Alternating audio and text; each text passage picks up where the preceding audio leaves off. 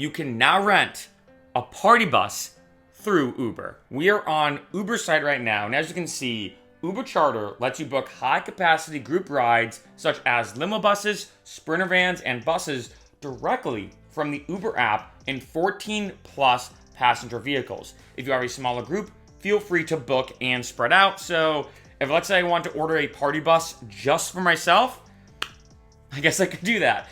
In addition, as you can see, in partnership with the US Coachways, we provide an extensive list of charter vehicle vendors nationwide who are all DOT certified and have passed safety regulations. Right now, at least the exact time of this video, it's in a limited number of cities. This is something they're rolling out as Uber's doing a lot more. I've already done a bunch of videos about like Uberxl and all these different features Uber's adding to their platform.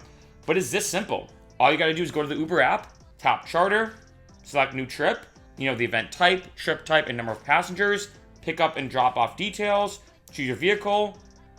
I mean, that's pretty much it. And now going down here, everything's included, which is huge. I've ordered party buses before, like say when I was in Vegas.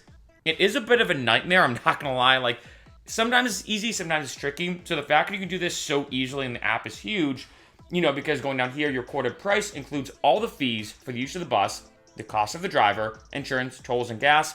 Of course, though, make sure you tip your driver. This is true for Ubers and Lyfts in general, but I think especially a party bus, they have to deal with a lot. So yeah, I will say that. And then going down here, payment information. So this is very interesting. For trips booked 30 plus days in advance, let's say you're planning a bachelor or bachelorette party, you want to book it a couple months in advance, you will be required to pay a 20% deposit once your trip is accepted.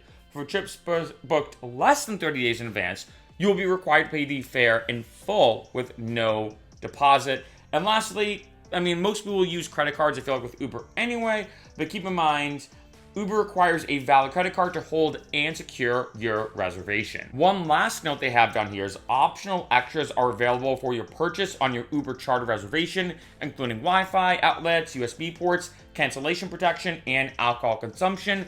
As you can imagine though, you must confirm all passengers are 21 years or older, so you might have to show your ID for everybody at the door. Pretty standard for party bus rules. When I first heard about this, I was like, wow, Uber, they're really exploring all these different avenues and different, transportation methods.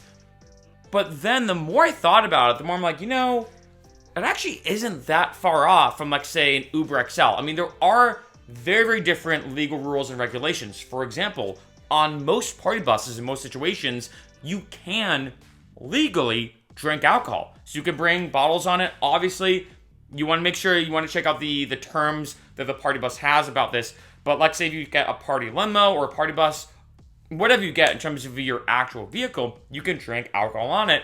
Like I just showed you, that is one of the optional extras. So there are a lot of differences from a party bus to Uberxl, for example. But at the end of the day, if you think about it, the logistics are pretty similar. You go to order the party bus, or, you order it on the Uber app like you're ordering a regular Uber. Obviously, it's going to be a lot more expensive, but then they come pick you up. You pick and designate your pickup point and your drop-off point. You pay the money. That's it. Obviously, you want to make sure that you get the money back from friends. We all know this, where, let's say, someone orders an Uber and you have to Venmo them. There's that whole tricky element to it. And I feel like for a party bus, that's going to be definitely more imperative that people pay you back because it's going to be so expensive. But this is actually a really good idea, I think, for two reasons. One, everything is in the Uber app. This is one thing I've noticed. I've said this before, maybe 5 or 6 other videos, that the one thing about Uber that I'm more realizing now is it's not as much as a ride-sharing or even transportation app. To me, at the end of the day, it's really a convenience app. It is way more convenient if, like, say, I want to order an Uber than a taxi. This has been true for years now, as we all know. I can quickly do it through the app. It's a cashless transaction as everything's kind of integrated with the app. I don't have to worry about the Uber driver, or like say my driver in general, taking a weird route. It's just a lot easier than taxis. I can see when they're gonna come and pick me up. I can see everything on the app, etc., etc. And now Uber's getting better, I think, when it comes to convenience. Because if, let's say, I want to order food, I can do everything through the Uber app. It's a pretty genius idea, but they're now doing a feature where let's say it's 2 a.m. on a Friday night, I'm coming back from the bars.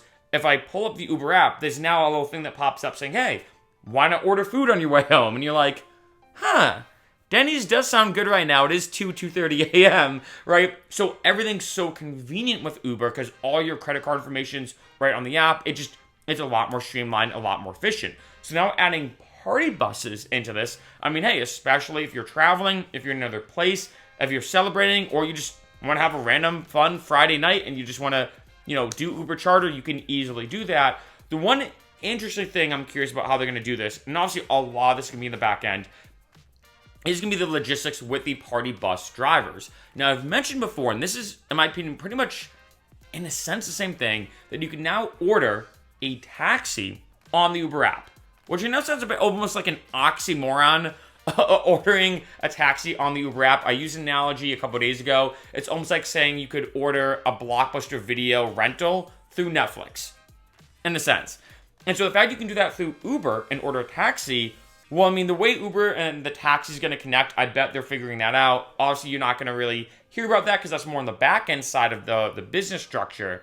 But it's a very similar thing with Uber Charter. What they maybe will have to do is maybe a fleet of party buses or contact party bus companies in each city, find a way for the party bus driver to connect via the Uber app and have everything set up.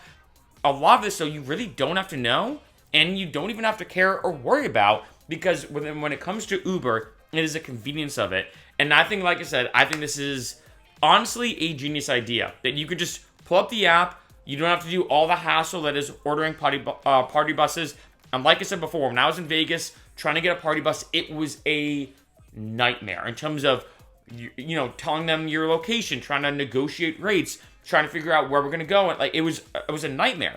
So I feel like having Uber Charter, if let's say with a huge group of people, we're in Vegas, we're in Austin, we're in Miami, we're in LA, doesn't matter. I just pull up the app, order a party bus, it comes right to me, everything's streamlined when it comes to the payment. It's a genius idea.